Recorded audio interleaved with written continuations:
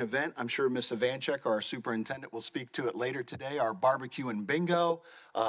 You can see Nico Stubblefield from Eglin Federal Credit Union, our superintendent, is there having some fun. A well-attended event that raises quite a bit of money for our foundation. So what I would ask anyone out there that's watching on our virtual and our streams is get involved. We need mentors. We always need mentors to help guide these young folks. It's quite an experience. I have an opportunity. I have a sophomore this year. I know Mr. Bryant mentors, Mr. Horton, who retired, mentors. Many of our board members also mentor and have for many, many years. You stay with a student for 4 years, trying to steer them in the right direction. Sometimes it's listening. Sometimes it's giving advice. The young people need us. And I think that's part of the gift of the profession that we're in, whether it's a formal foundation or it's something on the school district side, is we get to be a part of that. Without finishing up, I wanted to give Ms. Mathis a chance to really just share some personal things, but I didn't want to skip an opportunity to recognize our serving president, Ms. Gates. Ms. Gates is, of course, well known in our district. I worked with her very closely, and I just wanted to say thank you, Ms. Cindy, for everything you do for our foundation. Ms. Mathis, anything else? Yes, thank you. When I moved here 8 years ago, I got the wonderful opportunity to continue my teaching career at Blue Water Elementary under Amy Clue and Susan Gehring. Loved my 6 years with them. I took time for my family to focus on my daughter, who was a senior, and kind of took a step back from that role. I then was given the opportunity to work in the private sector with MTSI, and their goal was really to get involved in the community at an education level. They really wanted to see how can they stimulate our local environment to give kids an opportunity to maybe come back and work in the local community in an engineering or mathematical way, or just really any way to like bring the economy back, because they really love this town and they love what we do with our relationship with the military. So Debbie Tate, who I got a chance to work with at Blue Water, she invited me in. She said, hey, can you come and just think about being a part of this board? And I thought, oh man, my company is looking for a way to get in. How can we partner with the Okaloosa School District and be a part of that growth? So, I mean, we've done everything from the science fair, being a member and a sponsor for them, Stuff the Bus, working with Choctawhatchee Basin Alliance with Grasses and Classes. I mean, any chance we get that we have, we try to put ourselves in there because we know how important it is to be a part of the community. And I kind of wanted to just touch on a moment, because we're coming close to the holidays and we're always asking people, oh, what do you want for Christmas? What do you want for your birthday? And my kids lately have really kind of gotten away from the, oh, I want the Nikes, or I want the Beats, or I want all of this stuff, you know. And I thought, okay, good. They're thinking about, you know, like wastefulness. They want something that's more lasting. And so I think about those moments that we get to have with them, those experiences. And then I thought, man, that's what the foundation is doing. We are creating these moments. We are creating these experiences for our community to come in and be a part of our education system that we normally wouldn't necessarily be able to have on a daily basis, right? I mean, you don't have parents just kind of walking off the street, or grandparents walking off the street saying, how can I help? But these opportunities that we give them through Stuff the Bus, through barbecue and bingo, gives them a chance to support in a way that maybe might not be as hands-on, but definitely is there so they can support their kids and their grandkids and their community. So thank y'all so much. I appreciate it. Thank you. Thank you. Thank you. Any questions from anyone? I would just like to say, Dr. White, just want to first extend my appreciation as well to Mr. Spolsky, Ms. Tate, and the team. Ms. Gates is the president. If you look back at that list that was there, and it was showing not only scholarships, supplies, food, CTE, all the opportunities that the Public School Foundation provides for our students, and that's just a smidget of what they do each and every day. Ms. Ivanchek is at those board meetings, and you know full well just the gravity of what this group does for students across our school district, and it's just something that I could not be more appreciative of, Because it's one thing for those ninth graders to step into the scholarship and one day graduate with it with a 2-year degree, but it's another thing supporting elementary all the way through to college. And that's something I couldn't be more appreciative. And then you look at that list of those that's on that board, and it, like Mr. Spolsky said, it is a great representation of this county and the support that we have. So just could not be more appreciative. Thank you, sir. All right, Mr. Bryan. Mr. Chambers, you're a humble person as always, and I've been on this board long enough to remember there was a time when the foundation was struggling.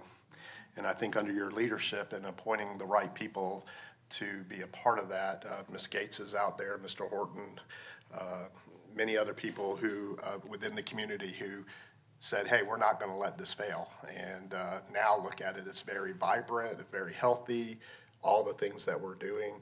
Mr. Spolsky, I know you're leading the charge now, and we thank you and everybody that's involved with it. But yes, there was a time when the foundation was close to being done with, but now it's not. Ms. Ivanchek, thank you for being our representative on the foundation too.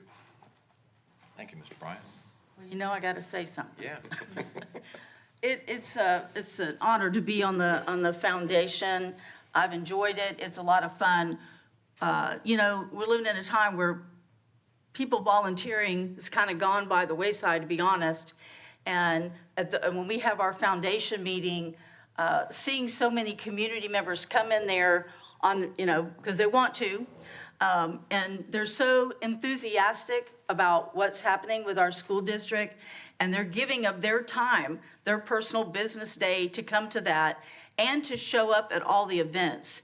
And we have a really good time doing it. We have a lot of fun. Let me tell you something, this barbecue and bingo, you start seeing people get competitive and I mean, I've never seen last year a cake get sold for so much money. I don't know, Debbie might remember. They were auctioning off these cakes. It was like, wow, okay? So it's a lot of fun. And the thing is everybody knows that everything we do, every penny ultimately helps a student. How can you not get excited about that? And that's what these folks do. So again, I'm honored to represent this board on the foundation. I love doing it.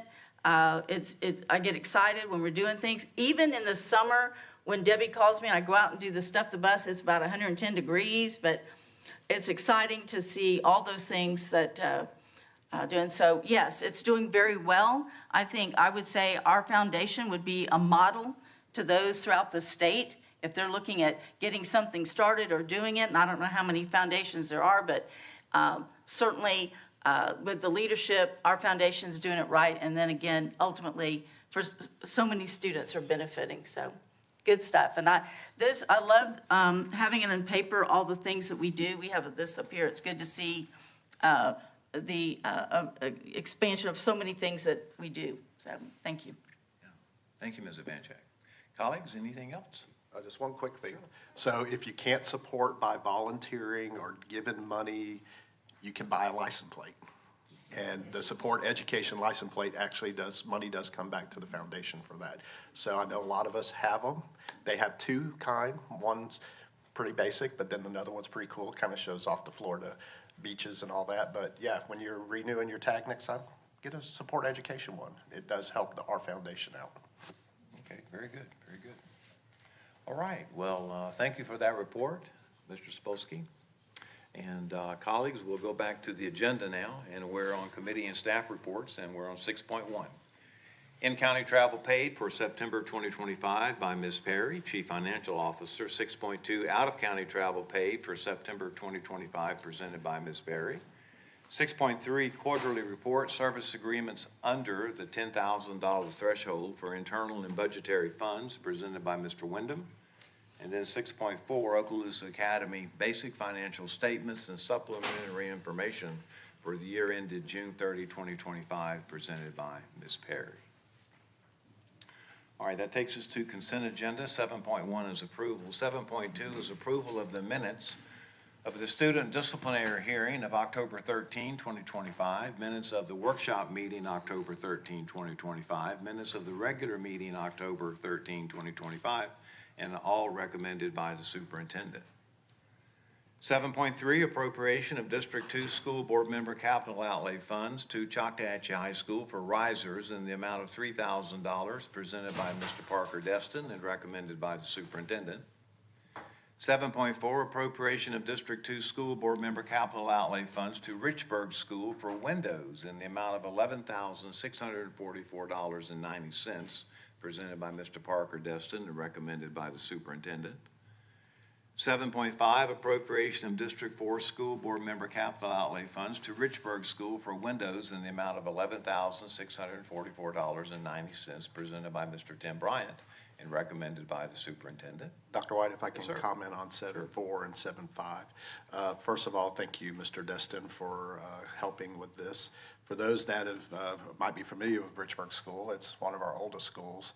And I'm so happy that we're going to be able to replace all those windows and get it so you can actually see through. You know, they're real nice and all. So, but this is a project that's been kind of in the works for a couple of years, and I'm glad to see that we can help make this happen. So, Very good. Thank you, sir.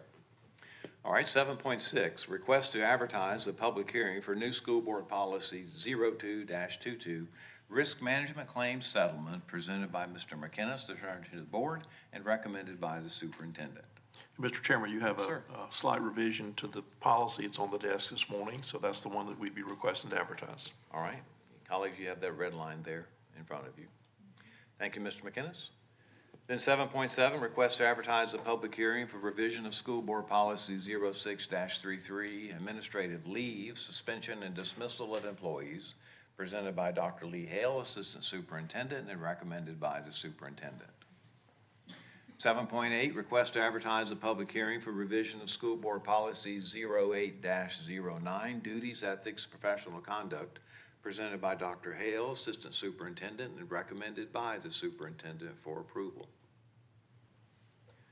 7.9, request to advertise a public hearing for revision of school board policies in Chapter 5, student education records, presented by Mr. Spolsky, Assistant Superintendent, and recommended by the Superintendent.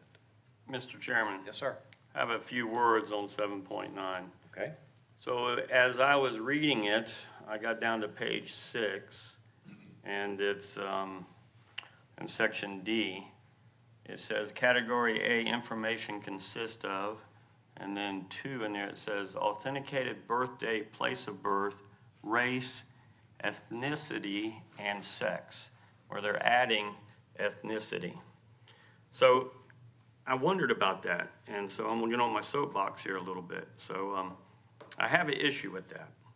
It's a principal issue.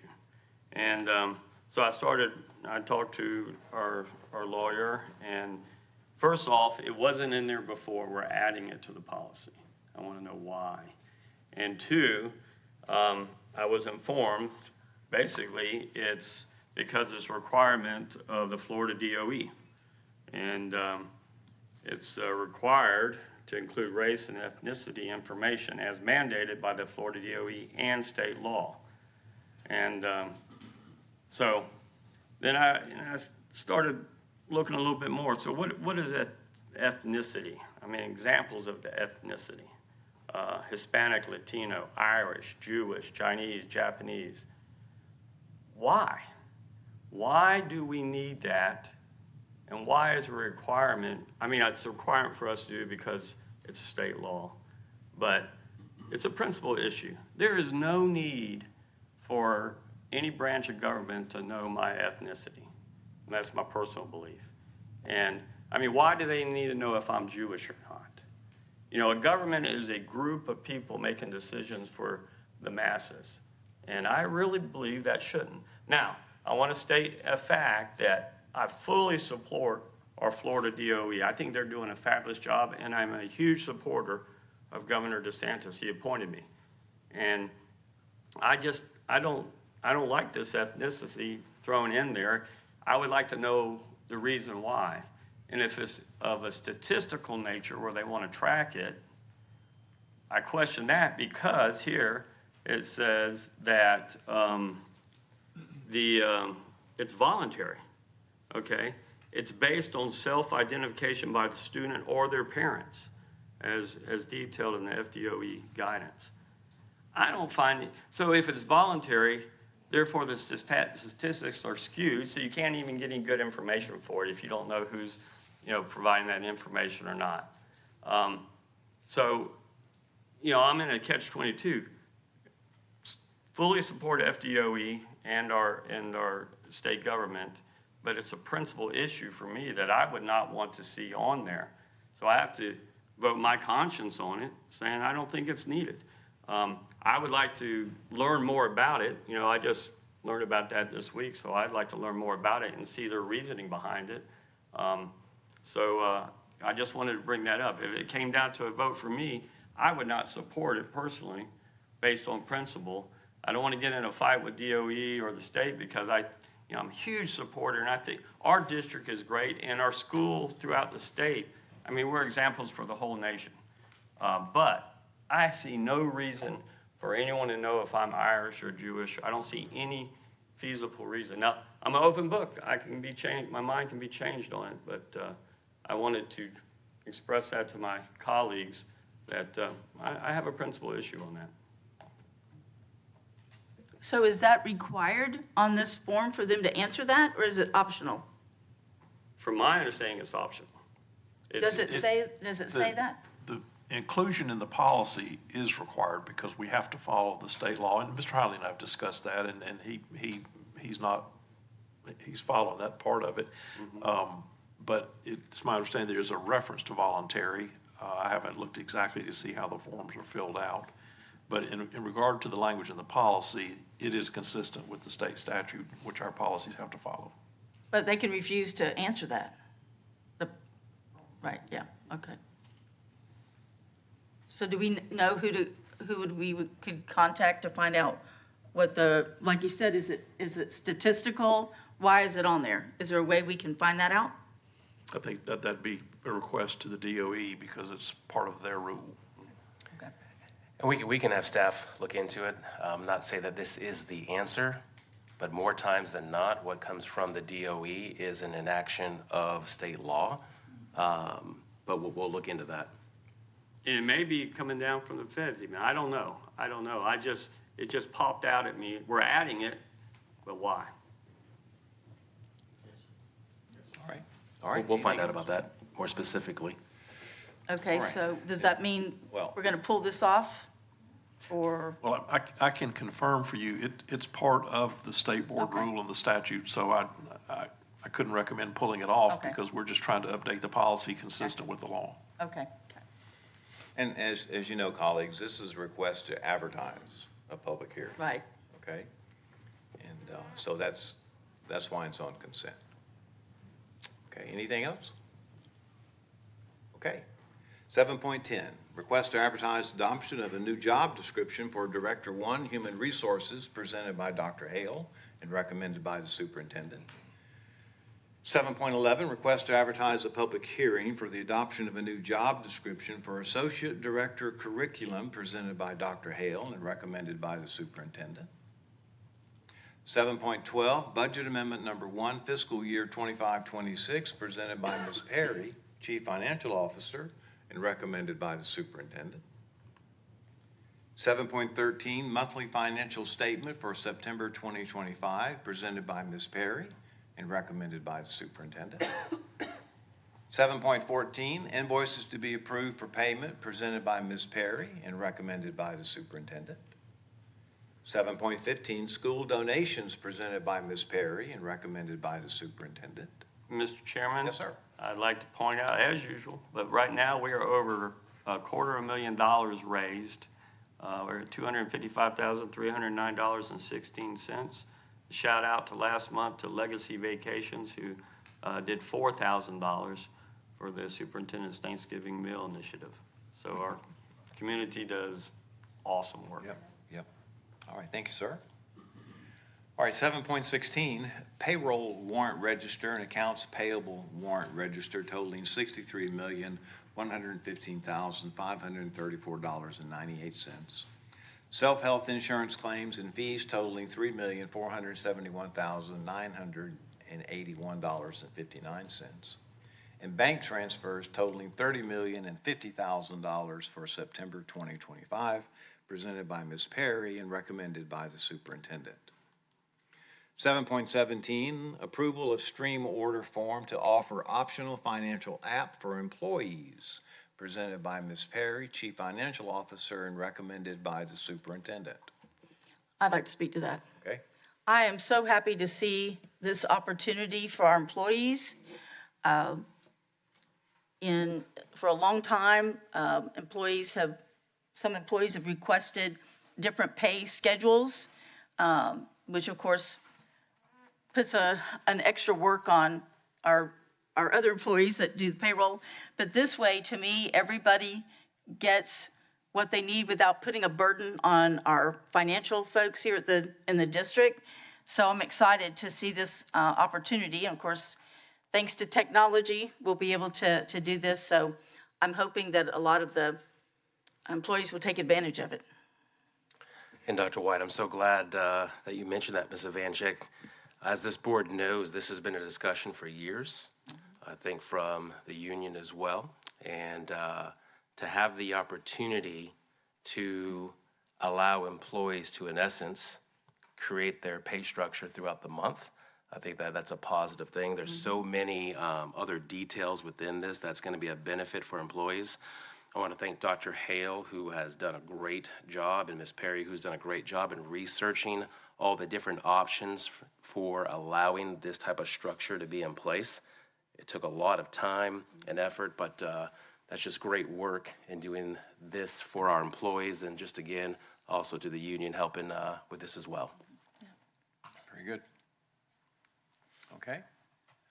All right, 7.18, Resolution 25-11, authorizing the approval of a First Amendment to lease schedules for certificates of participation, the School Board of Okaloosa County Master Lease Program, adding certain by the superintendent.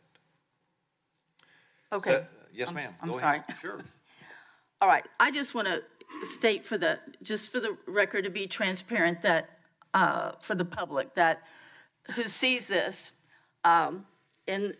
and over time, I've been in this district a long time, there has been criticism that we sometimes favor athletic programs and stuff, but my initial reaction to this request was I was hesitant because of several reasons. But what I did was I spoke, first of all, with Mr. Martello, the principal of the high school that in my area, and with his athletic director, the coach, several people, along with some others. I believe I spoke with folks at Choctaw, Ms. Heck, and all about putting this artificial turf in.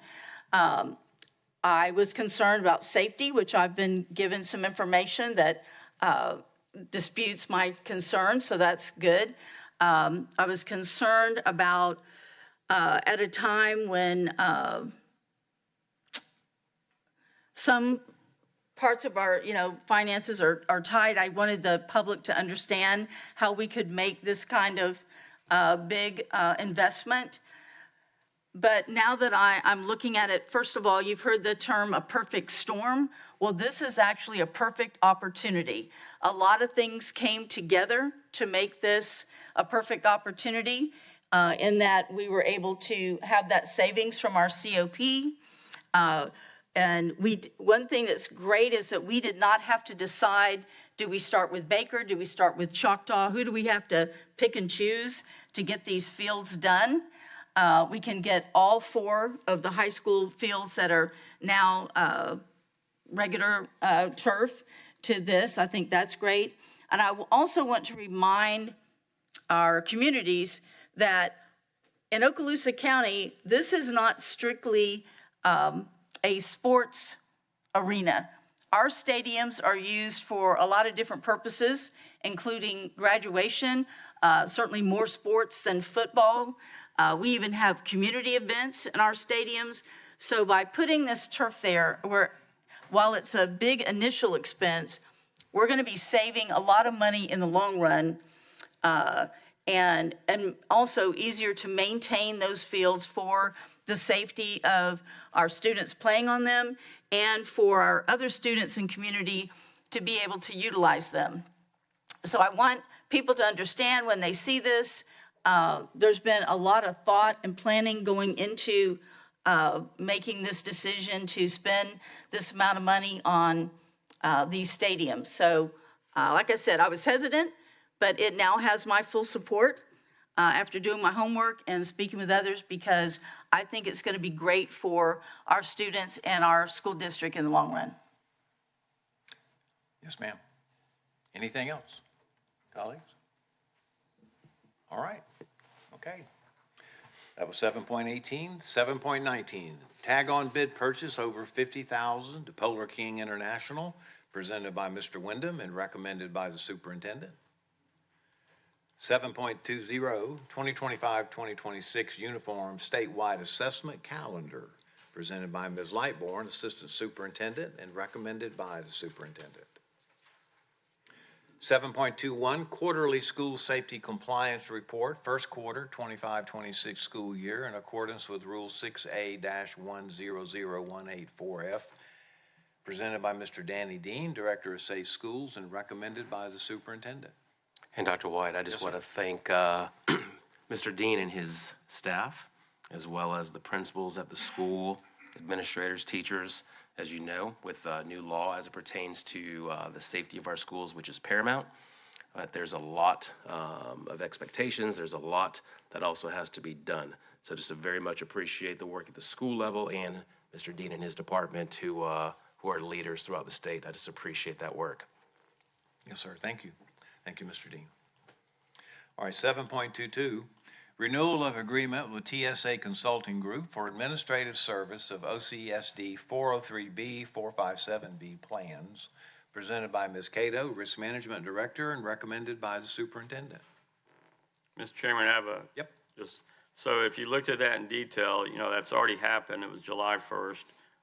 It just should have been brought to the board earlier, so we can vote on it, you know, prior to it being initiated. No fault to our district at all. It's the outside group that was dragging their heels. I'd just like to send a letter saying, hey, next time, get it to us earlier. I know Ms. Cato was bugging them and bugging them and bugging them, and finally, you know, brought them down to the table. So they just need to be aware to get it to us prior, so there'll be no hiccups. All right. Yes, sir. Thank you. All right, 7.23, self-help project, purchase and install a new play structure at Plough Elementary School, presented by Dr. Bill Smith, Program Director of Facilities, and recommended by the superintendent. 7.24, computer science teacher bonus grant application for fiscal year 25-26, presented by Ms. Beasley, Program Director of Career and Technical Education, and recommended by the superintendent. And then 7.25, payment of a one-time bonus to district employees, presented by Ms. Perry and recommended by the superintendent. And Dr. White and school board, so could not be more proud to bring this forward. And I've spoken with several of you as well. And I also want to say thank you to the BOG, who works through this and looks at the money in terms of our health insurance plan. But I do want to say to our teachers, to our support professionals, to our administrators and district staff, and I say all the time, public education has changed, and that's not necessarily a negative, but there's a lot that is on the shoulders of educators today. You look at what's expected in terms of mental health, what's expected in terms of safety, what's expected in terms of higher expectations that continue to raise every year. And when many of us went into school to be an educator, there was a certain thought that was in your head, and that paradigm has changed. I still say it's the absolute best profession that could be out there, but the work that's on our educators is immense. And this is a small token of our appreciation for the work that they do each and every day, and to be able to receive this bonus right before the Thanksgiving holiday, I think will be a nice infusion. I say all the time, you know, I wish it could be even more, but just very appreciative of Dr. Hale and his group, the BOG as a whole, to be able to help make this occur. So just very appreciative. Yes, sir. And I'd like to add to that, if you don't mind. Sure. I, as the superintendent knows, and Ms. Perry, I've kind of been bugging them about this because it's tough times financially, and in our, not only for our employees, but in our nation even. So to be able to do just this small amount, I'm just so grateful again to the BOG and to everyone who worked on it to find a way to get this to the employees. And of course, the timing is particularly good, going right there before the holidays. And I hope the employees will take this to know that this district and this board does care about them, and that we're doing everything we can to support them. Obviously, we can't give money we don't have, but in this small way, I want them to know that we do think about what they're up against every day and appreciate what they're doing for our students. Yes, ma'am, thank you. And Dr. White, if you don't mind, because one thing that we continue to advocate for, and we'll continue to do so, and I'll just, a reminder, these aren't exact numbers. When you look at the base student allocation, which was $167 the previous year, now it's around $47. When you look at program cost factors, that was a certain level, and now that has come down. And so there's challenges that are out there within the budget, but all districts face these same challenges. So to be able to provide this bonus in this way at this time is just something, again, that I appreciate. Yes, sir. All right, colleagues, if there's nothing further, we'll go ahead and move through the agenda. All right, that takes us to Section 8, Superintendent's Human Resources Recommendation. 8.1 and 8.2 are information only. 8.1, Employees on Admin Leave. 8.2, Deferred Retirement Option Program. 8.3, action item, out-of-field report for 25-26 school year, presented by Ms. Duran and recommended by the superintendent. 8.4, employment separations, presented by Dr. Hale and recommended by the superintendent. 8.5, personnel recommendations, presented by Dr. Hale and recommended by the superintendent. 8.6, employee transfers, presented by Dr. Hale and recommended by the superintendent.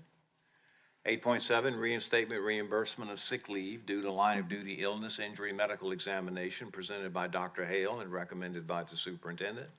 And then 8.8, leave without pay, presented by Dr. Hale and recommended by the superintendent. There are no items on the discussion agenda. That takes us to Section 10, Construction Program Owners Representatives Business. 10.1 is the status report. Mr. Heinley, is there anything for today?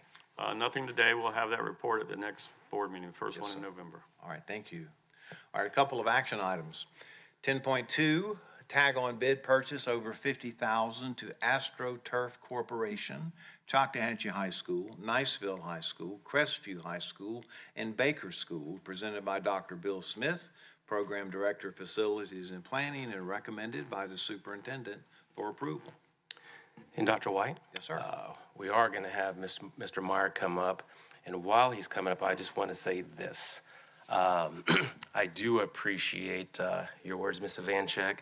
I do appreciate the conversations that I've had individually with board members as well. I do want to say, when we look at capital projects across this school district, it's about looking at the totality of this school district in a comprehensive fashion. One of the things that I'm proud of is the work that Mr. Meyer's done with the master facilities plan, for example, and this project is in there. But you look at what we're trying to do with new schools, classroom additions, looking at what we're doing in terms of the parking, looking at what we're doing with bathrooms, looking at what we're doing with technology. There's so much that is happening across the school district, the multi-purpose buildings. But then you go over to the arts and you look at what we've done with the auditoriums, what we're looking at doing at Niceville and what we're looking at doing at Crestview. You look at what we've already done on the athletic side as well. So this is a multi-tiered approach to the facilities in this school district. And just want to put that piece out there. Thank you, Mr. Chambers, board members, Dr. White. You're right, we have a lot going on, and athletics is just as important as the arts and extracurricular and in the school building, and we try to make it as equitable as possible with the amount of things that we need to have done throughout the district. I do want to briefly go through some slides, and thank you, Ms. Ivanchek, for covering everything that I was about to talk about. but it was spot on. So you're right. There's a lot of questions about artificial turf. Some people call it synthetic turf, AstroTurf. There's been a lot of names over the years. In the 60s and 70s in the Astrodome, that's where this all started, and it was basically outdoor carpet on cement. It has changed quite a bit over the years, and we have, Fort Walton Beach High School is our only field currently, but in the Panhandle, they're going in each year. Matter of fact, the company that we're working with now in the time frame that we're trying to do these fields are also doing 23 other fields throughout Florida. So they are popping up, and there's good reasons for that, and I'm going to go through a few. One, it just inspires play, and it cultivates pride throughout their school. If you've seen any of the high school games on ESPN, they highlight some of the bigger programs throughout the nation. You see those facilities, and most of the time they are synthetic turf. So it brings a sense of pride to that school. And then to your point, Ms. Ivanchek, there's a lot of community events, especially in our community, that use the high school stadium fields. And we try to accommodate that when we can. As a former principal at a middle school, I know I was asked all the time, can we use your field for this? Can we use your field for that? And when you're trying to have fields stay in maintain them in dormant season, and it's being used constantly for different events and other sports, it's hard for a field to grow and to come back from the damage that is caused by the use. So, and that's the biggest thing. The usage of our fields over the last 10 or so years has greatly increased. You look at the additional sports at the high school level, you didn't see lacrosse, girls flag football years ago. Not to mention ninth grade teams, JV teams, varsity teams, the middle schools use it. And it just does not have the time to recoup. It's a year-round availability that doesn't have to rest. You can use it for extended period of times, multiple sports. If we have seasons, for example, we have some football teams currently probably going to go deep into the playoffs. There could be other sports going on at the same time. Well, you can use it with the lights on 24/7. And it's a consistent surface. There's no ruts. There's no uneven grass or holes that we're trying to maintain. And the safety of that is important. There is a savings over time. We have to have the personnel, the equipment to maintain it and to mow it and to line it. A lot of the high schools are now trying to resod portions of their field every year so it looks good for graduation. There's a cost to that. We'll save on water, and there is a durable lifespan with these. Safety, that's a big question when you start talking about synthetic turf, but the consistency of the field and the shock absorption that has improved over the years is another reason why districts and schools are looking at going this way. And then you don't have to worry about the drainage. We have some fields, if it rains hard for 2 or 3 days in a row, you cannot use the field. It just will not drain. And the way these are designed and built, now the drainage is not a problem. The multi-purpose use of these fields, so we're not just talking about sports, we're talking about marching band, who we all know, they're out there every night, hours on a time, and they're using those fields. The lines are there, they can use them as much as they want, ROTC, lacrosse, soccer, they can be designed with multiple lines on there, used for multiple sports. The community outside groups, they come in and want to use the field, there's no damage. And then it's always ready for our big events such as graduation.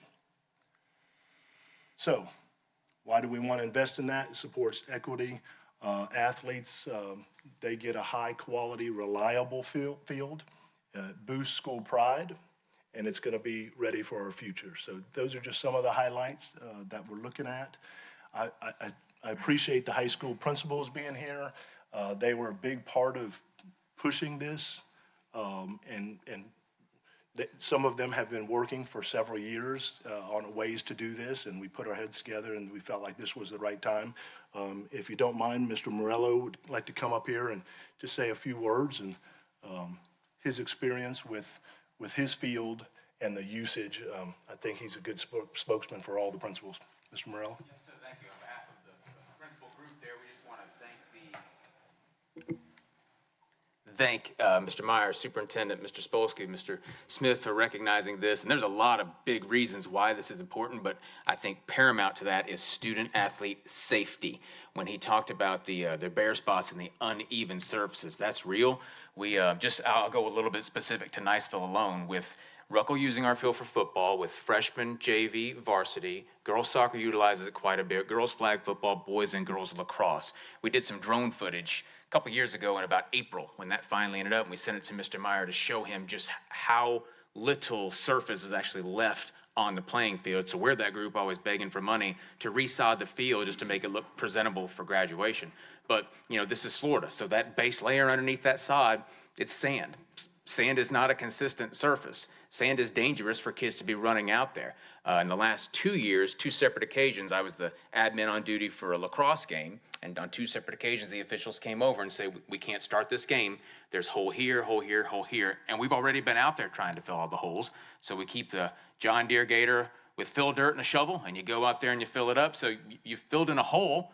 So I guess it's safer, but is it really safe to play with sand in a hole when you've got kids running around out there playing? So the safety part of that is paramount. And then, again, specifically to Niceville, this incident happened when we talked about the drainage. So Niceville actually has a creek bed underneath the surface of the north end of the field. When it rains at all, it's going to be a mess out there. So start of last season, we knew we were going to have a really good team, going to make a big playoff run, fever pitch, everyone's pumped. It's the home opener for Niceville High School. And on Thursday, we get a pretty good thunderstorm in the afternoon, and there's a middle school game that night. And so we knew what the field looks like after anyone goes out there when it's in that wet conditions. So we canceled the middle school game. Sun came out, every other middle school played. We had canceled Ruckle and Destin. Mrs. Lightbourne called me. There we go. Obviously, we had a lot of folks upset. Sunshine and everybody else is playing. Why is Ruckle Destin not playing football tonight? And Ms. Lightbourne spoke to me in that way. And I said, Ms. Lightbourne, it's Eagle Stadium, and we don't want our home opener because you have no idea how bad this field is when someone comes out here and plays in these conditions. But I understood her perspective as well, so note taken. Next time they can possibly get out there and play, we'll let them play. It's going to be really bad for the high school team the next night, but that's what we'll do. So coincidentally, 2 weeks later, same scenario. Thursday night middle school game, rains like heck right after lunch, but we were away Friday night, so let them play, of course.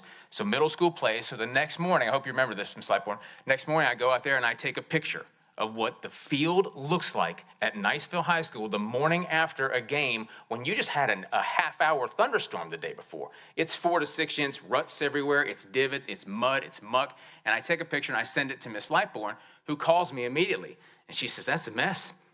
Can you guys raise some money and turf the field?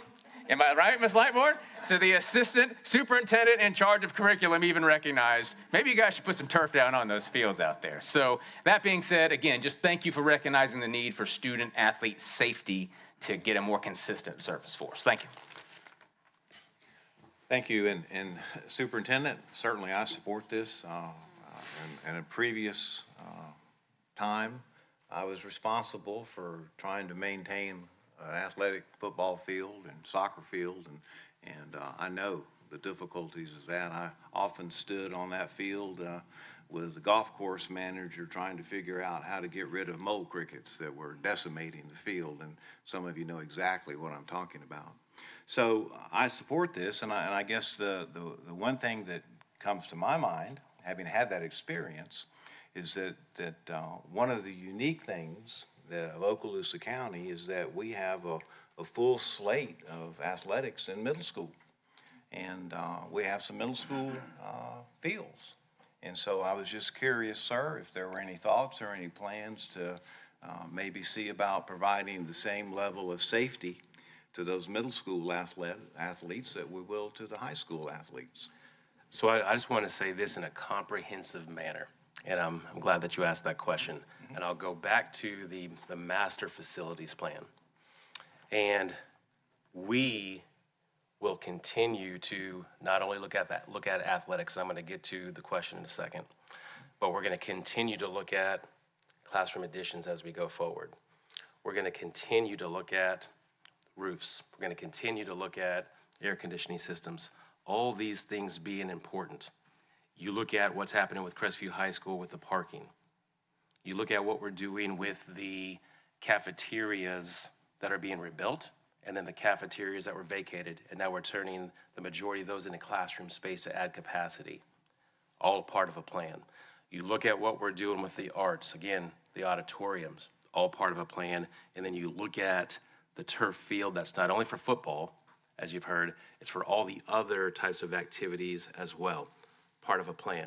So then you look at the arts, for example, and you look at athletics. This is the start of, again, a comprehensive plan to go forward to help upgrade these facilities. And so to answer the question, as we go into the future, there will be discussions about other types of fields that we'll look at. There will be discussions of other athletic facilities that we'll continue to look at as well as part of a plan. But I'll caveat all of that budget pending, and that's where Mr. Meyer does a good job looking at the 5-year plan, and there's the money that we have, and that's the money that we're gonna make sure that we're responsible with. But the answer is yes, we'll continue to look at athletic facilities, the arts facilities, and then again, the infrastructure of our schools in this district. Excellent. And colleagues, you may know that in Shalimar, there's a community ball field. I think actually the county has something to do with it. And they're putting on artificial turf on all of those fields. And this is a Shalimar facility. So I think this is sort of the wave of the future for all kinds of good and valid reasons that I've heard here today. All right. Sure, Mr. Bryant. So I too, Ms. Ivanchek, was a little hesitant on this particular item, but after doing the due diligent research and talking to the stakeholders involved, obviously the cost savings is going to be significant because we already have the issues trying to hire people to do these jobs. So in the long run, it's going to be great. But there is a long run. And I've been on this board, Dr. White was on this board when we had to make a decision about resurfacing a school that already had this. And so my concern, and I know y'all have a plan in place because you were just talking about it, but in 10 to 12 years, none of us are going to be sitting on this board, and I don't want to put us in a position to where these have to be replaced and there's no money there. And that was a concern I had, and I would ask that we address how we're going to be able to take care of these in the future. So future boards, future superintendents are not burdened with trying to come up with money. So if you don't mind, I know if it could be explained to people how we're going to fund this moving forward. And I'll say it simplistically, which is not simplistic, is to avoid what happened in the past. Many of you weren't even on this board at the time. Ms. Perry will be setting aside dollars for each of the turf fields that she will have in an account that will continue to put money in each year. So when the time comes for what needs to happen with the resurfing, or if it needs to be completely redone, those dollars will be there. And then also to follow up on Dr. White's concerns with the middle schools. So I know Meigs and Shoal River and Destin all have football fields. I know the others share with the schools that have or are going to get turf. I will just follow up with Mr. Morello there. I had the opportunity to go to Shoal River's first game of the year. They were playing Pryor, I believe it was, and I was really shocked to see the condition of the field because it was in really bad shape. And it was so bad that this year our youth leagues could not use Shoal River's field which they had in the past because it was so bad. And, now the youth leagues are having to go to Fort Walton to play their games. And with the addition of this turf, like was explained, the community will benefit the community, so those little kids don't have to go all over the county to play a game. They can actually play a game at Crestview High or Pineview, because Pineview will actually have the artificial turf too. So, and also on there, if you notice, there was some, it just wasn't the athletic fields, it was the tracks too. So I know money pending, they're gonna upgrade the tracks there a little bit. Now, unfortunately, it won't be to state standards where we can hold track meets at all the high schools. But Pineview will be up to date where we can actually do track meets up there, and not everybody has to go to Fort Walton to do a track meet. Now, of course, everybody will share the love, but like I was saying, it would be nice that South End people will be able to come up and do a track meet in Crestview in the future. So I was also excited to see that the tracks are going to get some love on there too. So. All right, very good. Anything else? I have a question. Grant, how do we make sure that we don't have migration of any of the fill underneath these new turf? Or maybe it's a Bill question, but I go to Fort Walton, and if you go around the edges of the field, you can see the migration of the black pellets that come out. Do we have a plan to make sure that that doesn't happen? Because I know as it migrates out, it sort of necessitates almost a self-fulfilling need for ongoing maintenance. You're always going to get a little bit of that, okay? And we'll get equipment with the fields that we will use to rake, and which will rake that stuff back in place. Because you're playing in the middle of the field, a lot of it has tendency to push it to the outside. So there's a standard care that you have to do each year or each period of time to keep that migration back in the place where you're actually playing. But there's a huge effort. The water is the problem, and they will excavate probably 6 to 8 inches of the existing dirt. They'll come in there with a complete irrigation drainage system that'll go underneath it, put a 57 stone on top of that, 89 stone on top of that, so the water will just literally soak right through into the drainage system and go out. The problem with what you're talking about is the pellets floating. Okay. They want to float off. So the better you can get that water off, and the systems have gotten a lot better since that field was put down. Is the drainage system and all of the I guess the geotech that goes into putting that system in, is that an explanation, this is the second question, for the variation in the engineering costs?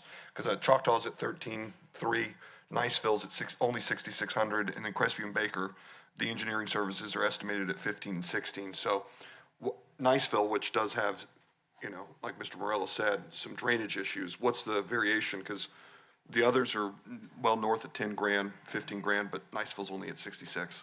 The big difference is the 3 fields that are higher priced, we're going to have to build ponds to hold the water. Okay. With the city of Niceville, across the street from Niceville High School, Triumph and the city of Niceville built an enormous retention pond. And the city has agreed to let us send our water over across the street to that pond, which eliminates all that expense that we're doing at the other school, which is the difference in the price.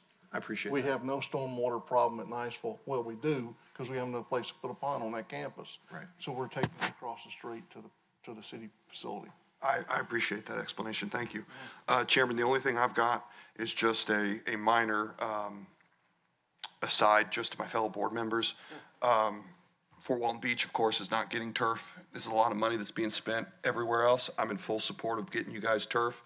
I just want to make a remark on the record that the reality, the way I see it is Fort Walton did a good job of being first out of the gate.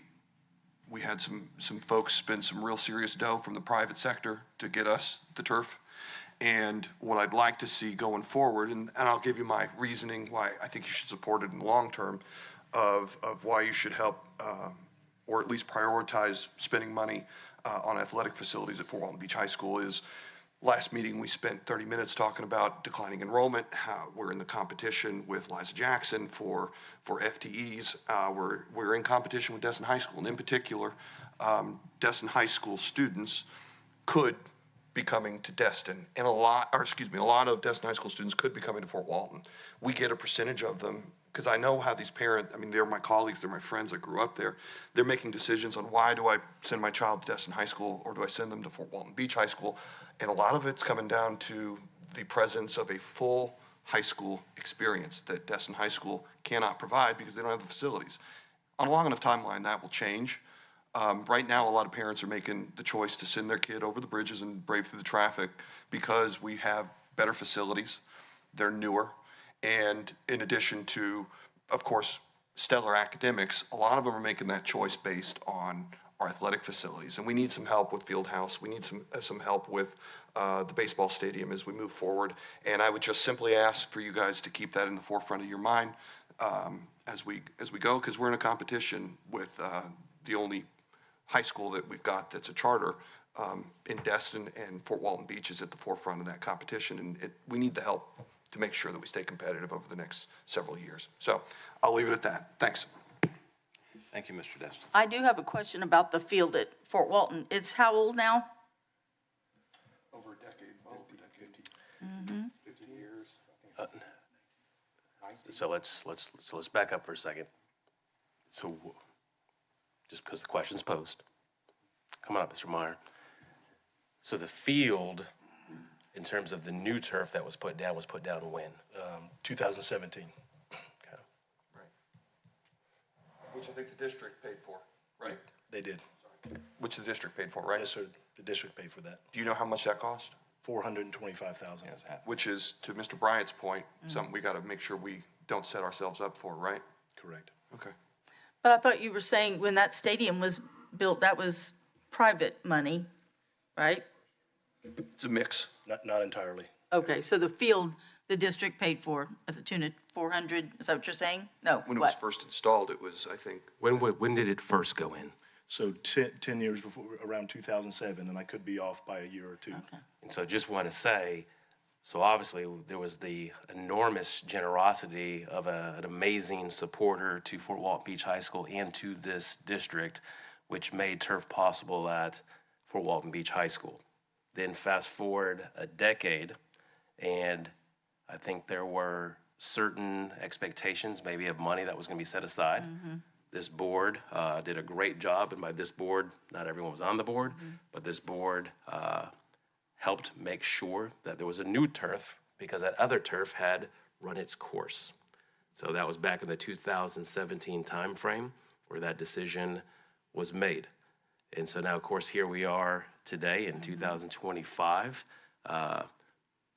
In some people's minds, probably behind the timeline of what we would like to do for fields in terms of turf. But I'll say, you know, there's a price of progress, and we're in that right now. And so we're getting there. But to your point, I absolutely understand. I know there's a number of things that we've done at Fort Walton Beach High School athletically and the like, but absolutely understand continuing upgrades across the board, but in this case specifically athletics at Fort Walton, but also our other high schools as well. Okay, so back to what I was getting at is that the current fields there now, you said was in 17, so about 8 years in. The life expectancy of these fields is what? 10 to 12. Okay, so what I'm getting at, we're putting these fields in now, but we already have a school that has a field that's aging. So where does that fit in the picture right now? Because now, in a couple years, we're going to be looking at having to upgrade that field. And I imagine, like you were saying, and others said, the fields we're putting in now have upgraded from that kind of field, right? Yes. So that's what I'm trying to get at. No, and the same holds true. It's the same plan for these fields going forward, where we are setting money aside. And the same thing will be for Fort Walton. When that time comes, when there's a new field, there will be a budgeted item to make sure that we take care of Fort Walton as well. So that's being set aside now to take care of that field. It'll be part of the long-term plan. Gotcha. Because we're still, 4 to 5 years out from that. Yes. All right. And Fort Walton was putting aside their money. They're going to get that money back. and the district will take over funding that replacement. I got you. Okay. Thank you. Just want to make sure everyone understands that. So this is as it pertains to fields, Yeah. now it becomes a district responsibility, and I mean that in a good way, a district responsibility for the installation and the upkeep of these fields and making sure that we're budgeting accordingly. Mr. Chairman, I'd just like to point out to the public, basically, that why we're here right now. So this was not originally part of the budget. This is not sales tax money. This is only because of the savings that have been generated from a local contractor in a competitive bid situation.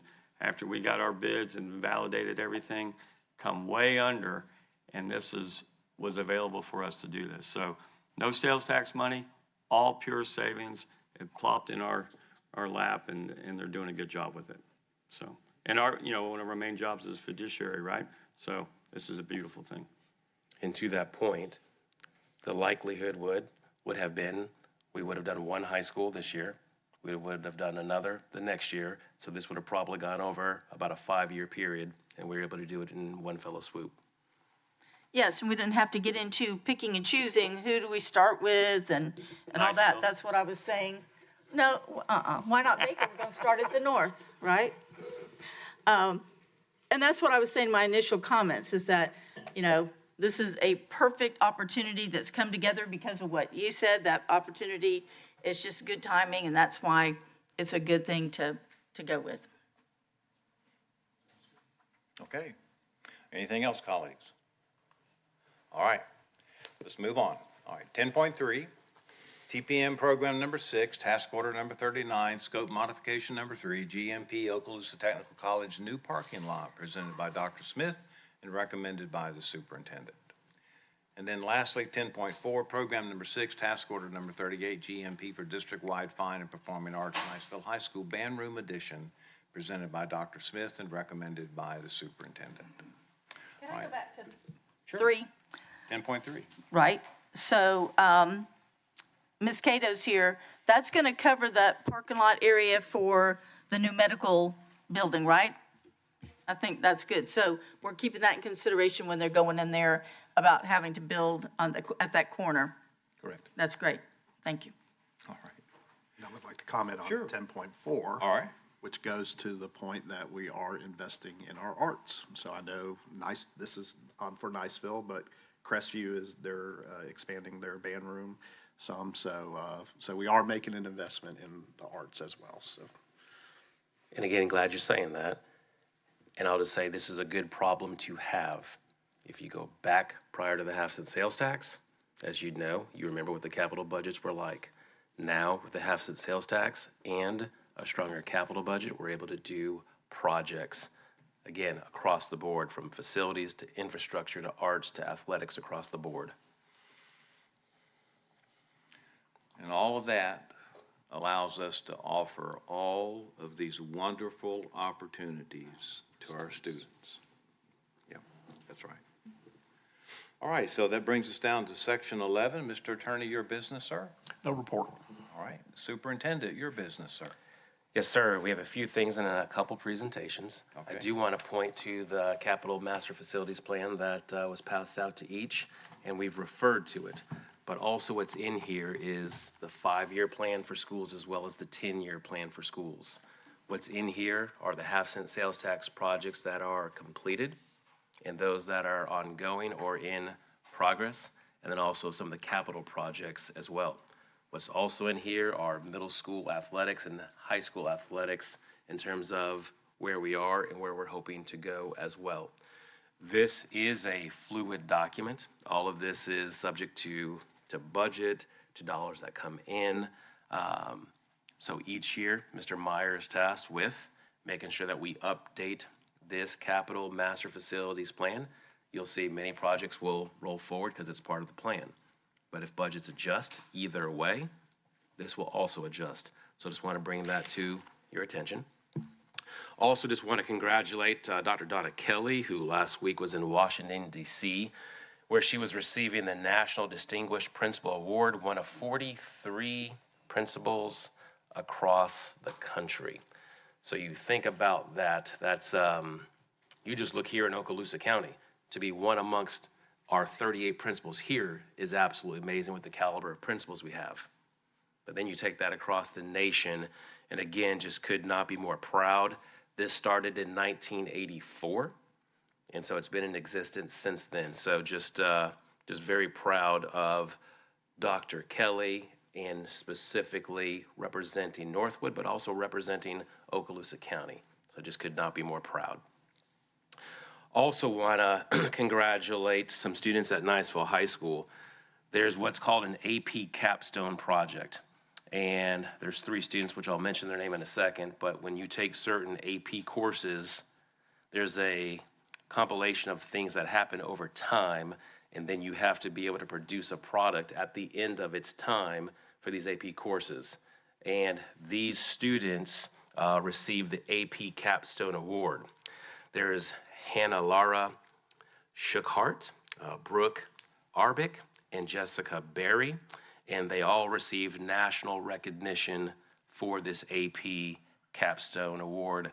Mr. Morello's here as well, and he's nodding and smiling. So 3 fantastic students. Then you look at, we're gonna go further with this in December, but you look at our band programs. They recently had their MPAs, which is like a FSA for them, and to do it this early in the year to receive these distinctions. But this is a Florida Bandmasters Association. It's a marching assessment. And every high school in Okaloosa, Fort Walton, Choctaw, Niceville, Crestview, Baker, all received the straight superior ratings. And as you can imagine, that's no easy task. And so I just want to say very much appreciation to our high schools who happen to be here, but also to those band directors, those assistant band directors, and most importantly, the students. And I would be remiss if you didn't say the families, because as you know, band parents and how they volunteer their time, it's everybody working together for this. So just absolutely outstanding. We will recognize them in December with a couple other recognitions for some special things that have also happened with our bands. Do want to just remind the board, we have 2 amazing projects that are coming forward. We have our Thanksgiving meal drive that's going to come up, and then we have the Angel Tree Project. The Thanksgiving meal drive, we received even more donation of funds from businesses in this county. And Ms. Card came forward, who leads this up for us, with a big old smile, and she said we have others who now want to participate. So this is a reminder, not only will they receive meals this year, they'll also, each of them, receive a laptop this year as well for these families in need. So just exciting times. And then the Angel Tree Project with the Sheriff's Office. If you remember last year, all the presents that this community, again, wraps their arms around this school district and our students and schools and provide these gifts for students who otherwise may not have had gifts during Christmas time. So just could not be more excited about that, and just thank the Sheriff's Department for partnering with us, but most importantly, thanking the businesses and the community and just the individual folks, many of which are in this school district, who buy these gifts for our students. So just so proud about that. Ms. Ivanchik, it's already been up there, but it's on my slide, but I'm going to turn it over to you for the, just one more plug for the barbecue and bingo. Yes, it's coming up next week, November 6th. And this year we have a new venue. We're at the Shoe Foundation Educational Building. Did I get that correct? Yep. And that's over on Ready Avenue, because we have outgrown our other venues. So we've had to move to this big venue, but it's exciting. And tickets are now on sale. And you get a great dinner along with your bingo cards. And it's just a lot of fun to be there and know that we're doing some great things for students. So if you need a ticket, Mr. Spolsky and I will give it to you. What else? I did want to say this year we'll have a live band. Yes. Rewind 74 playing all of those classic hits. So we're looking forward to having them, some live music to play I in hear they're between the pretty games. good. I hear they're pretty good. The lead singer, Mike McCann, right? How would you define a classic hit? Well, I would say You don't have to answer it. you can bebop too there, Superintendent Chambers. And I will throw the challenge out to this board, to senior staff, to those who are out there. I think last year I was a B5 away from bingo, and I'm planning to take you all down this year. So just so you See, I know. told y'all this is competitive, and it's tough, but, because it's not just your regular, they do different kinds of games in this bingo, and you got to have some skill, so. It's bingo. I mean, it's it's fun. bingo. I mean, are you? No, it's not. There is a distinct skill set in bingo if you understand it. Exactly, and there's ways you got to get it, so, I can Absolutely. see, Mr. Chambers, B5. Absolutely. B5. yeah, B15, it was just trying to get it, so, hope everybody will support that if they can and get a ticket, so, yep. The last thing I have before we have a couple groups come up really quickly. Okay. I do want to just continue to talk about district enrollment, okay? And we do have the MGT group that help with the North End rezoning. And we've also asked them to look at just look at enrollment across this school district, okay? And one of the things that is clear is there's a tale of two parts of the county. On the north end of the county, over the next 10 years, there's projected growth. Over the next 10 years, the central and south part of the county, below the Shoal River, there's projected a decline in enrollment. And so let's talk about that for a second. And so what are some of those factors? And these are not Marcus Chambers factors. These are factors based on MGT. It's factors based on research. It's factors based on what's happening in this county. And so one, looking at life expectancies, lower birth rates, housing costs, as we know, school choice options such as family empowerment scholarships. So there's a lot of things that go into what's happening with enrollment. We've talked about the family empowerment scholarships. They definitely impact, but that's one part of the story as well. So we will continue as a district to monitor what enrollment is looking like in Okaloosa County, and also continuing to have plans and being able to make decisions accordingly. Just wanted to share that with the board. And are we having Ms. Lightbourne come up or Mr. Spolsky first?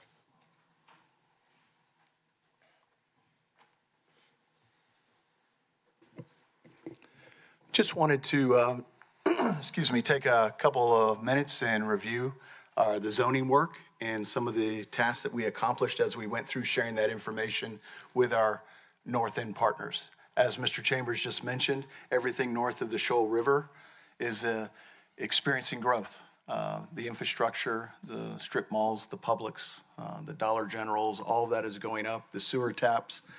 And we positioned ourselves, when I say we, this board, our superintendent, our administration, positioned ourselves to have property to go vertical to support the needs of our students and our families up there in that growing area. So obviously, when we're building a school, our mission was to put proposals out there, look at the data, see the areas, look at the grade bands, and how it would affect the different schools in that area. So I want to scroll down. First of all, just so you know, this is on our live website. This is not a PowerPoint presentation. We made this available to all of our families. We use this to schedule all of our meetings so that all of our families were invited to attend any of these meetings. We also put frequently asked questions on here. So we went to every elementary school, we went to every middle school, and reached out to different people within the community trying to share this information, because rezoning is a large task and it impacts families. There's a lot of kitchen table conversations that will happen between now and when Pineview opens in August. So we have the proposed boundaries out here for all of the family members, as well as a hot email address so they could send in questions to get things answered directly. I do want to say thank you not only to our MGT team, which we partnered with, but also our MIS team. I saw Miss Ross here in the back. She was instrumental in leading this charge to put this proposal together for tonight's vote. Any questions for me? And just a recap for the board, you've spoken with each school in terms of faculty and staff. You've Yes, sir. spoken to the schools individually with families Yes, sir. who attended, Yes, sir. in order to make sure that this was something that was explained, something that was put out there, and then people had an opportunity to provide input. Thank you, sir.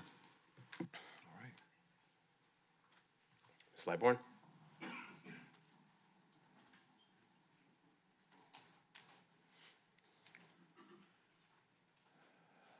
Welcome. Ms. Barron is going to do the big part of the presentation, but I wanted to start this, and I wanted everybody to understand how important technology in our classrooms is. First of all, our students, if you walk around the grocery store, or you go to a restaurant, you're going to see children with either a phone or an iPad in their hands. So that's what they're used to. That's how they learn. So we want to make sure that we are providing that same learning experience in our classrooms. We want to engage students through technology. We also want to make sure that the technology is up to date. So when our students test, a lot of our parents don't know this, but all of the assessments starting in pre-K from the state are all either on iPads or laptops, Chromebooks. So it is important that our students know how to utilize that kind of technology in order to be successful on their assessments as well. So we have put together a technology plan. We want to show you where we are with technology in our classrooms, and I'm extremely excited. I have 2 grandchildren, and I know many of you do as well in the system, and I'm very excited to see the avenue that we're continuing to go down with technology. And as Ms. Barron comes forward, so we're looking at a balanced approach with technology in the classroom, and I couldn't be more excited than the work that they're doing. But I also want to set the stage for you, this board has allocated dollars for much of what you're going to see. So when we started talking about those clear touches a number of years ago, it's this board who helped make this also a reality through your dollars and through votes with budgets. So just appreciate it. And Ms. Barron and this group have done a great job of not only just looking at technology, but actually going places to see it in action so we can learn from mistakes and then learn from things that we can get better at in successes. So I just appreciate the work involved to get us here. Thank you. Another reason that we are implementing over time technology is, of course, for the biggest reason is that our students can be successful after they leave us and in their jobs. And there aren't too many jobs left in the workforce that don't use technology in some way, shape, or form. So we're trying to set our students up for success. It doesn't happen overnight. And again, you school board members have helped enormously, especially with the clear touches. So we do want to thank you for that. The devices, the devices that we have so far in our classrooms, we have iPads, we have Chromebooks, clear touch panels, and then we have the virtual reality goggles. And so I'm going to go through each one of those with you. So far, what we're doing, starting with K through 2, we went 1-to-1 with iPads a couple of years ago. This year, we've expanded that to 3rd grade as well. So we are 1-to-1 K through 3 in our district. And then we've also, which we'll be talking about in a minute, we've done a pilot with 2 schools going 1-to-1 iPads school-wide, and that's with Blue and Pryor. So what we're trying to do is eventually replace our Chromes with iPads, but for now, that's not something that happens overnight, so we still have Chromes in our classrooms, and Chromes are great tools. They have the built-in keyboard. It makes it very easy for students to type. So we still have those. Those are existing in our seat management contract, and little by little, we're going to be moving some of those out and moving more iPads in. The other thing that we have that we've been working on is getting ClearTouch interactive boards into our classrooms. The picture you see there, you see two pictures. One is with, it looks like a little kindergartner interacting with the board. The other is with some middle schoolers. The board is flat, and they're being able to use it as an interactive table, per se. We have right now a total of about 760 ClearTouch boards in our school district.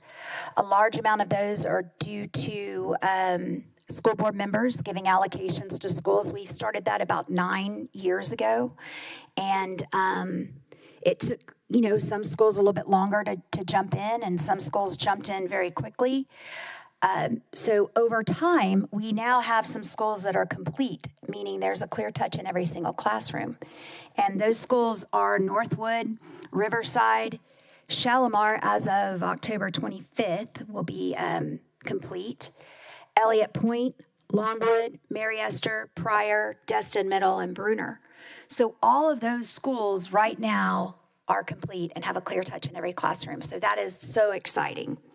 Other schools are working on it bit by bit in our school district, and this is including all classrooms, not just core area classrooms. We have about 1,526 classrooms total in our school district, so that leaves about 766. So we're almost halfway there to be full implementation in every single school.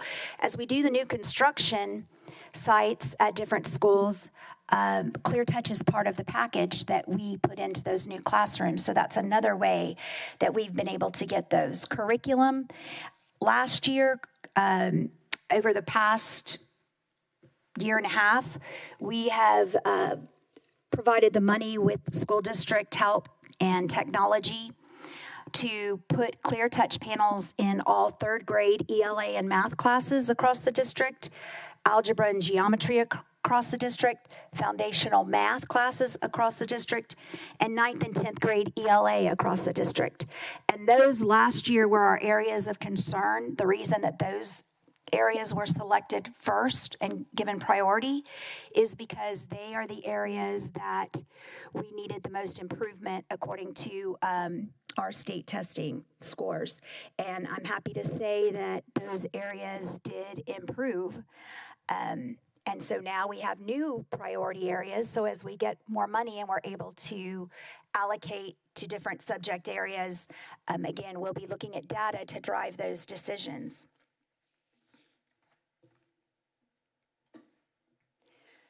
So this is an example of some of the engagement that happens. Hillary, is this a video? Okay.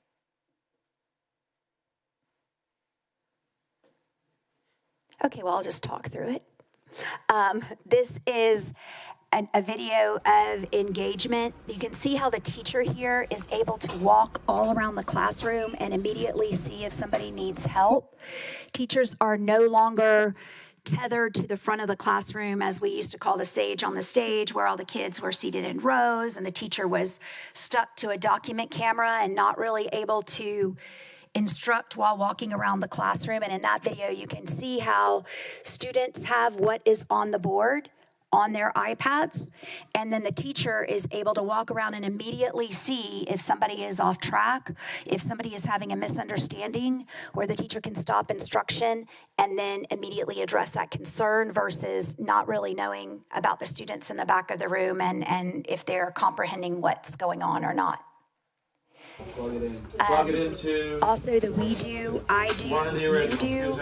You can see again in this top video, a teacher again walking around, showing what is happening at the ClearTouch. He's working a problem, and then the students are solving that same problem at their desks. He's able to walk around, check for understanding. It's hard for a student to not be engaged because the student never knows when the teacher's going to show up over their shoulder in that classroom instruction.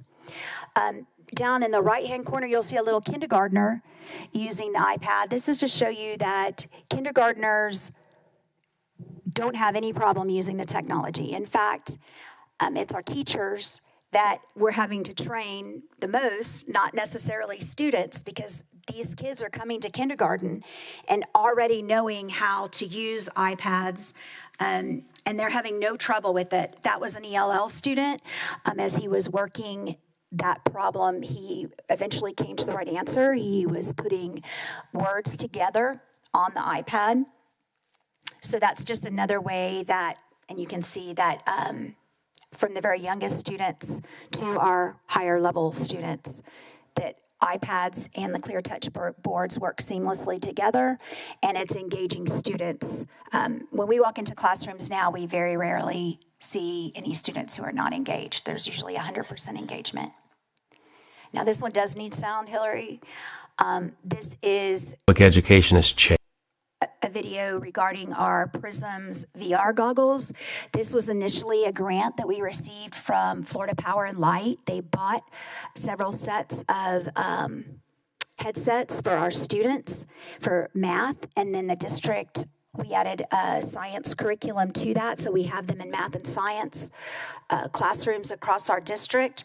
Right now they are at Pryor, Bruner, Davidson, Fort Walton Beach High School, Choctaw, and then Richburg and CTE have purchased their own and have those within their programs as well. We added science to the curriculum this year, and the initial cost of the headsets was that for most of these schools, that was provided by Florida Power and Light, but then our district provided the money for the curriculum, and they will continue to do that. We updated the curriculum this year for those schools. We would like to eventually be able to add to other schools within the district, but again, Rome wasn't built overnight, so it takes a little bit of time. But this video is going to show you a little bit about how those virtual reality headsets are being used in our classrooms. Public education has changed. And if we do not change with it, we're going to get passed by. It's just high stakes all the way around, and it does put a lot of pressure on kids. It puts a lot of pressure on teachers. We have to find a way to engage our students in the way that they You can maybe need watch to some on learn. your technology later. Prisms This is a virtual reality fantastic- math and you can just science see through the program. videos. They are This is given a professionally problem produced by video solving that, that and investigating. They're the learning Prisms the came in and topics that did in our school district and another school district. And so a lot of the people in this video, these are our teachers and our students talking about how well they learn. They have different scenarios in the math and science world that allows real world problems that they're able to solve using geometry, algebra. We have chemistry, biology, so physical science. So there's all kinds of things that they can do. They can actually go into a lab and virtually dissect frogs and things like that that we used to have to do in real life that now they can do virtually.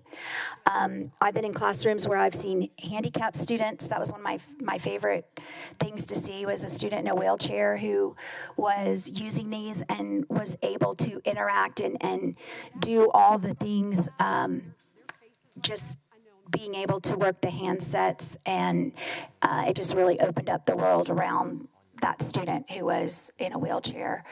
All students can use this, all students are engaged, and in talking to the students, you find that they actually understand the concepts that are being taught when they're able to apply it to real world scenarios.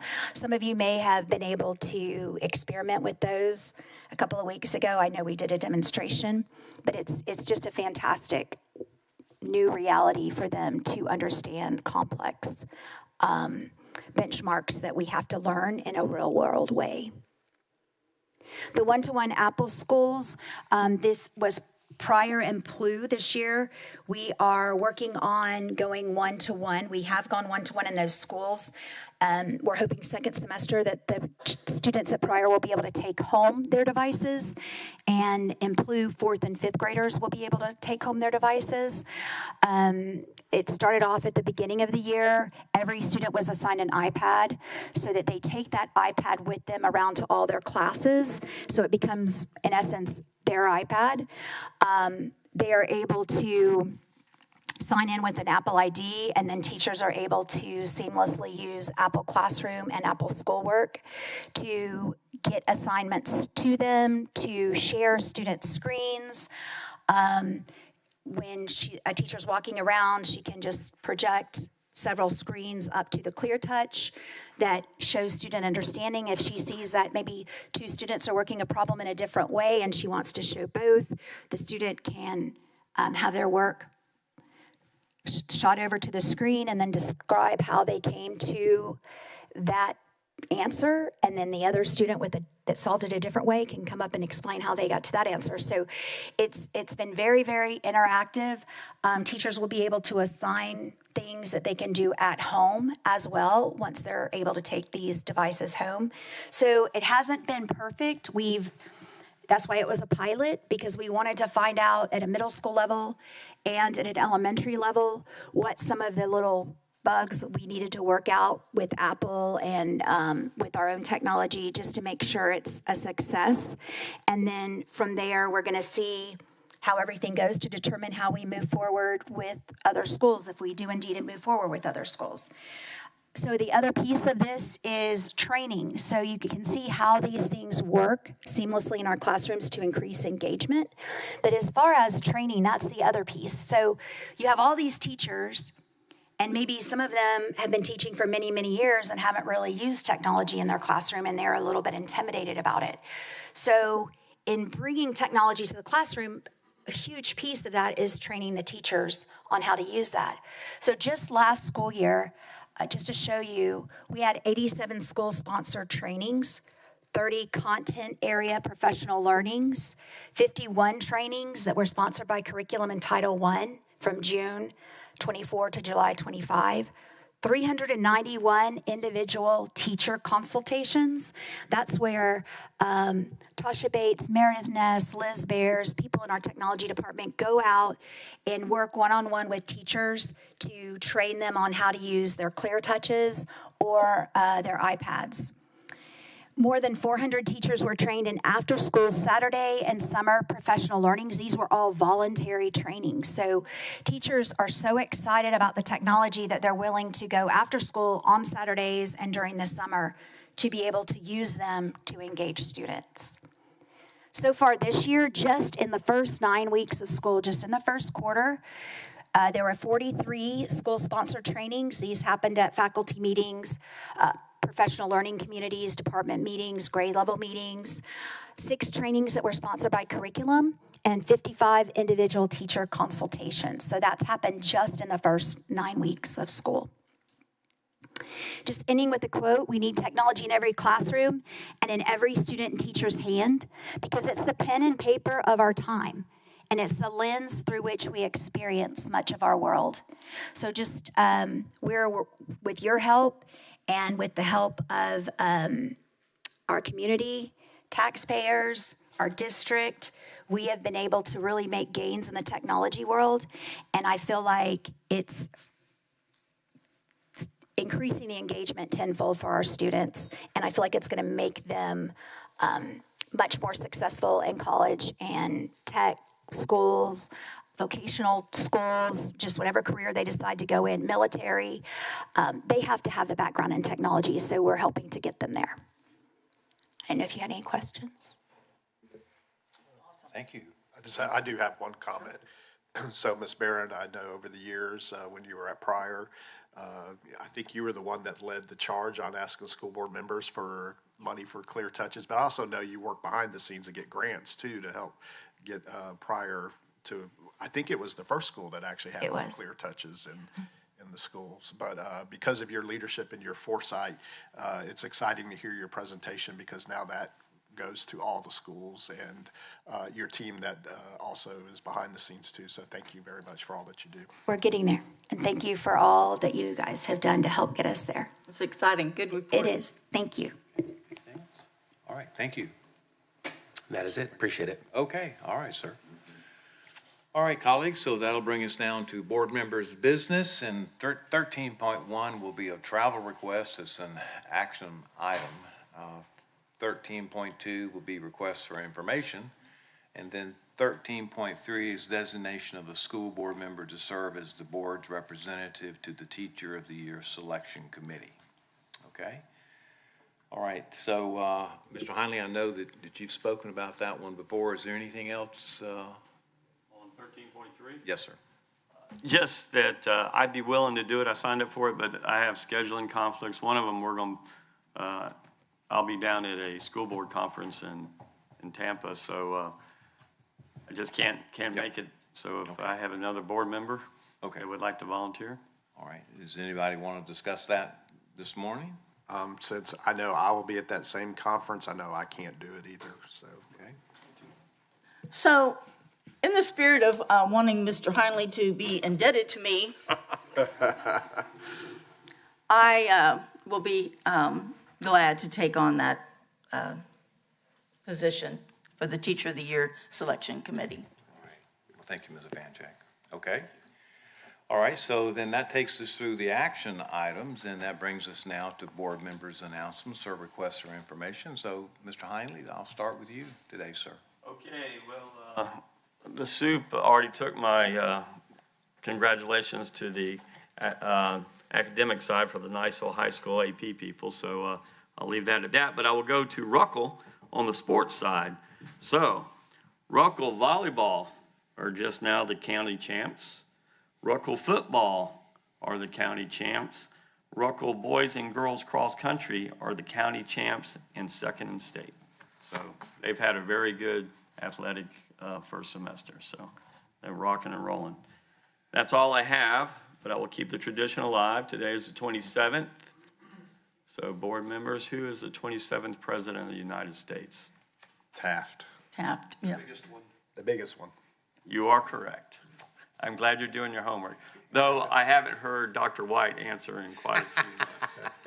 No, I just ask questions. That's all I have. Yep. Okay. All right, Ms. Evanchik. Okay, so we already talked about the band, which Baker Band got superiors. First of all, I want to congratulate the Baker football team for a 10-0 season. Sweet. Right, Mr. Marcello? Yes. Now, that is rare. I mean, to go undefeated is quite a feat. And of course, this is nothing new for Baker, as you all know. And if you don't know, you haven't been listening to me.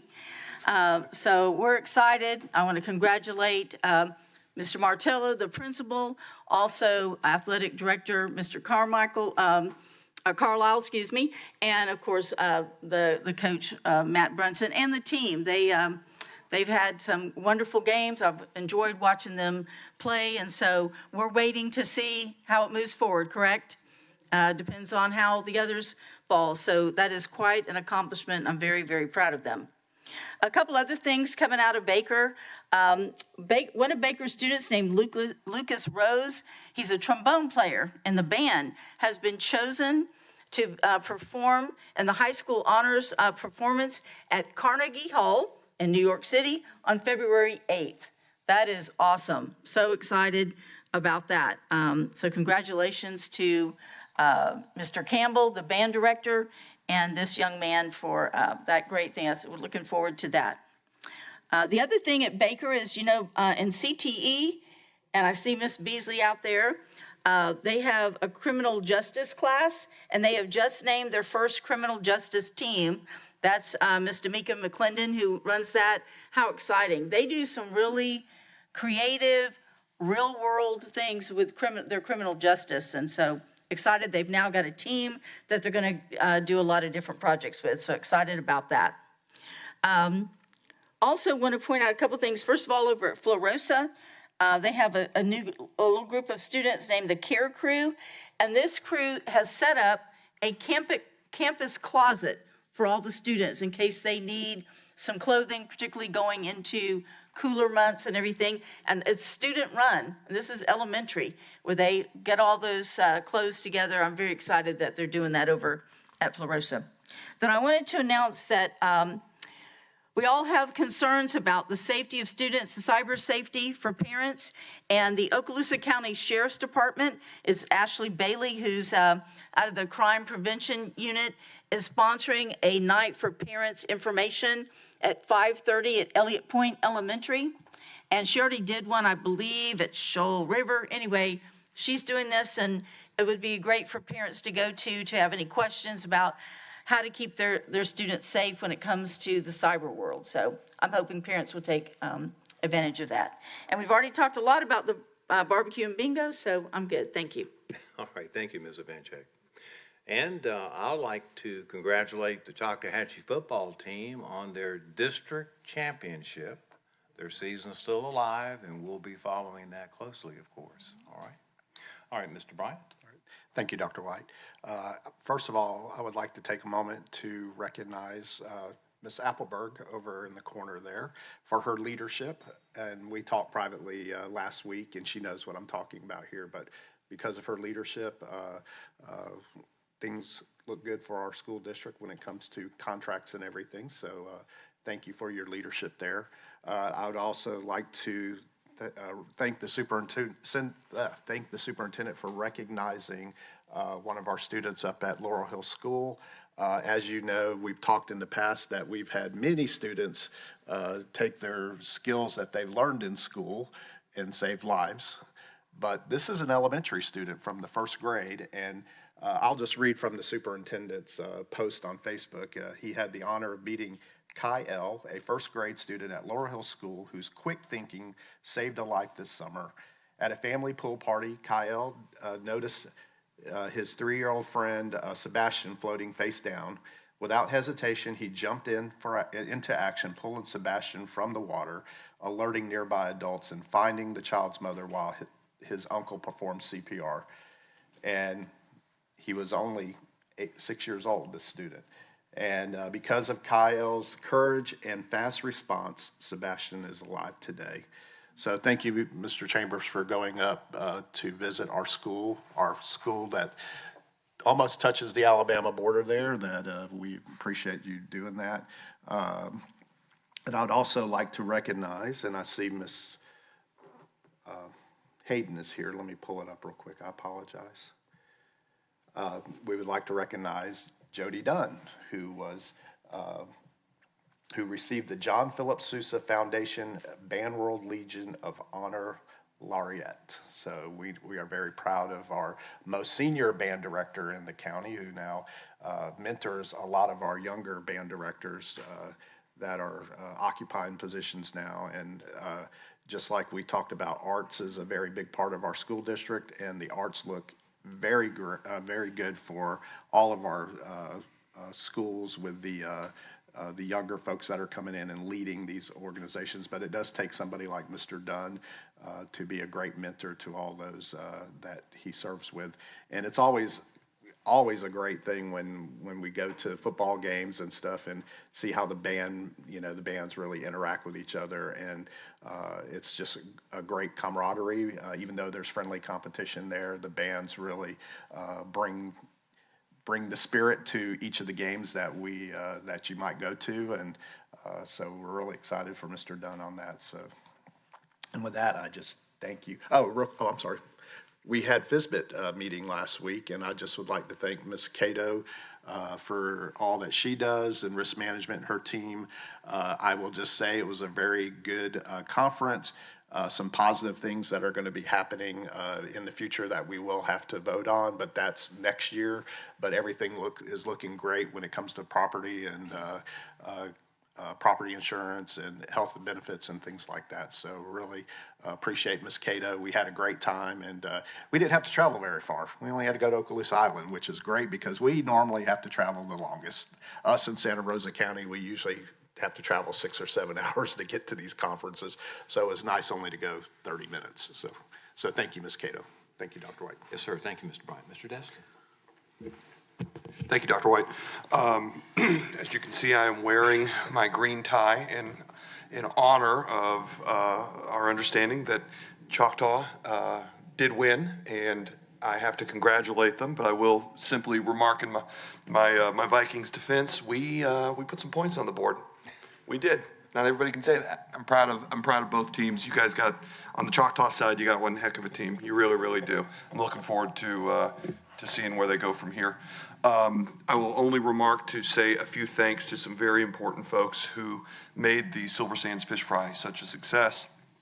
Since I've got Michelle Heck and Lindsay Smith here, I want to tell both of you thank you for your cross promotion of the event in dovetailing it with the high school games rivalry. I think it brought a lot of attention to the event and reminded our community about the little Silver Sands school that does such impactful work with our most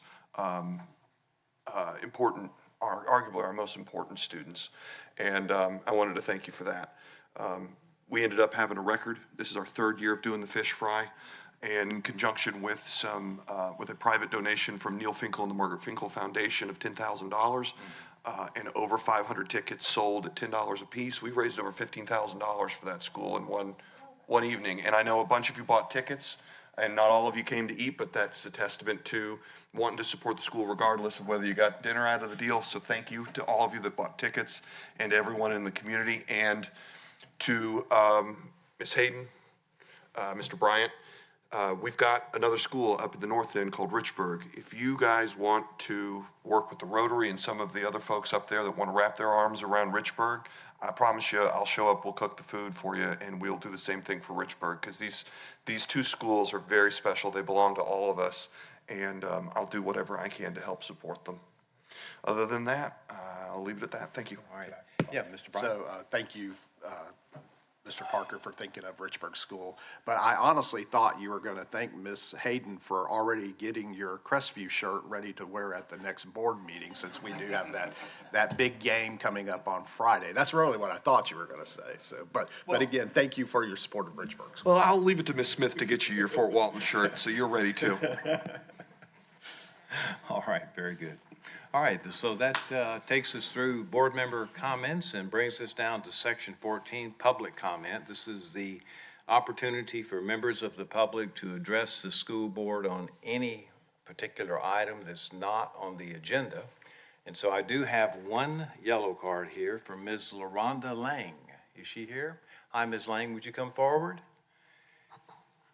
And Ms. Lang, I don't remember that you've been here before, and so what you want to discuss with us regarding policies and procedures. And so at this juncture, I'll turn it over to our attorney, who will talk a little bit about the rules that we have for public comment. Okay? All right, Mr. McInnes? Yes, sir.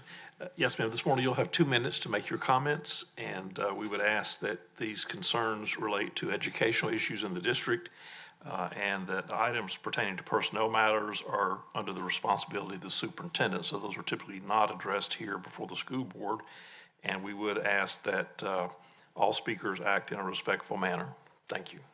And so we have a 2-minute time frame. Okay. So we're ready to start. Mr. Attorney, go ahead. Okay, thank you all. I'm here to, I have a couple questions and concerns about the policies and procedures regarding, I don't know if a kill list that was made at prior that my student was on about 3 weeks ago. So the policies and procedures, from my understanding, we have a zero tolerance policy within the district. However, regarding this particular incident, this child is exempt from that because of she's protected. I'm sorry, said student is protected by certain state and federal laws. Upon doing further research as to what that pertained to, because no one was at liberty to tell me exactly what, those things were due to confidentiality of that student. Maybe thinking that this student may have an IEP or a 504, and if so, if that's the case, my question then is what protects the other students from this student making a threat of this magnitude? And moving forward, what can we do as a community? What can I do as a parent to implement change? Because this leaves several other questions on the criminal justice side and the mental health side of this whole thing as it affects me as a parent, my daughter as a student, the other students who are on the list, administration, because a lot of them, they were very genuine, very active listeners, very respectful. I was met with respect all the way across the board, wishing that they could tell me more, but, you know, they were confined to those restraints within what they could and could not tell me about the situation. So just moving forward, what can be done so that parents are assured that our students are safe when these things happen and these certain students are protected under these guidelines so that they aren't alternately removed or any other things mandated by the state? That's my time. Well, that's the 2-minute ending time, so you finished on time. And certainly, I'm not familiar with this particular situation at this time, as you've just brought that to us.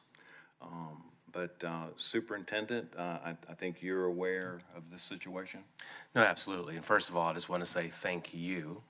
We had a great conversation in my office on Friday, and I just appreciate your advocacy and the way that you went about making sure that your voice was heard, but also others.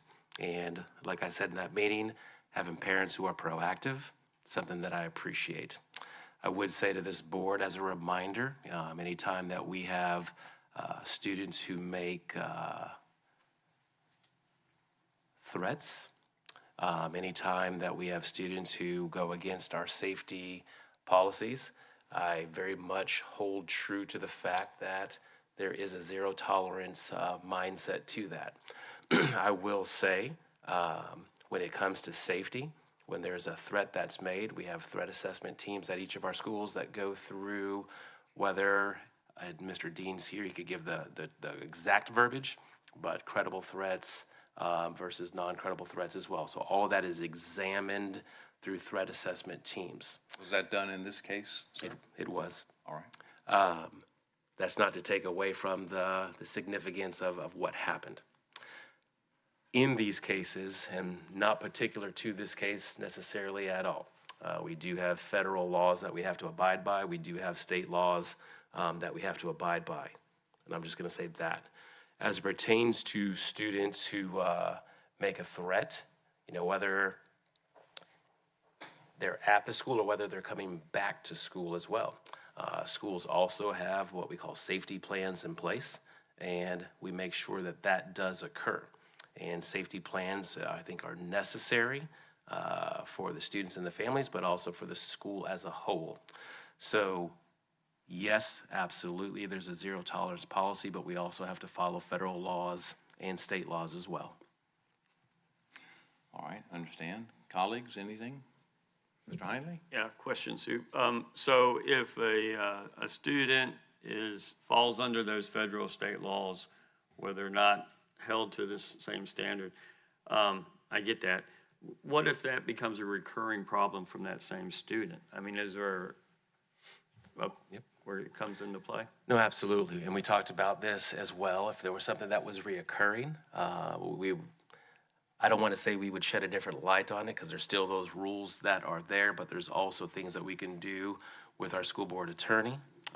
There's other options that can occur. There's no place for a student, regardless of their classification, that just gives them the ability to do such and such. Not necessarily in this particular case, but you have students who are on an IEP. You have students who are on a 504. And if you're going to enact certain discipline, not necessarily in this case at all, you have what's called a 504 meeting or an IEP meeting. And then there's also what's called a manifestation of the disability. And if something is deemed a manifestation of the disability within that meeting, there are certain things that you have to do by law. But I just want to say, again, I appreciate the meeting. I appreciate your candor and the way that you carried yourself in the meeting and here today. Just very much appreciative. It helps us get better when you hear from parents on these types of situations. So I just want to say thank you. Thanks. Thank you, Ms. Lang. Thank you. All right, colleagues. All right, colleagues, that takes us down to section 15. We do have some public hearing tonight.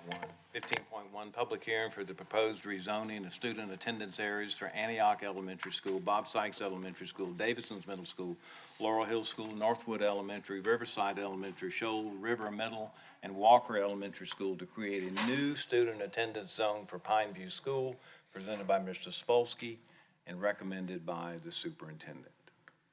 And that takes us down through all of the items on the agenda.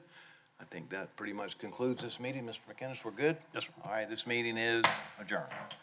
All right.